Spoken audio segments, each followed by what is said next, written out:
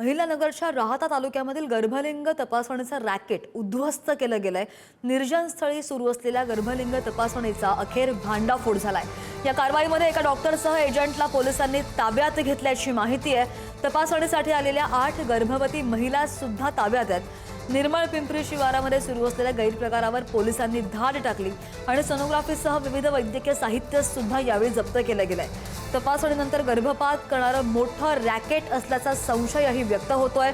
लोणी निर्मळ पिंपरी रस्त्यालगत निळवंडे कालव्याच्या कडेला शेतामधील 2 खोल्यांमध्ये वाहनांमधून साहित्य आणून हा प्रकार सुरू असल्याची माहिती अप्पर पोलीस अधीक्षक सोमनाथ वागचौरे यांनी दिलेली आहे। त्यानंतर त्यांनी ही कारवाई केली आहे।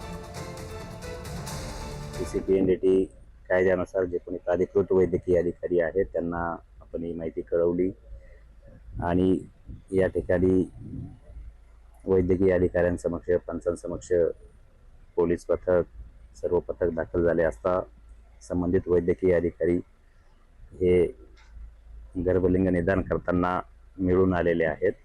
त्याबाबतचा सविस्तर पंचनामा पण केलेला आहे आणि लोणी पोलीस स्टेशन या ठिकाणी संबंधित डॉक्टर त्याचप्रमाणे यामध्ये असणारे जे कोणी एजंट सामील आहेत अशांवर आपण गुन्हा दाखल करण्याची कारवाई करत आहोत।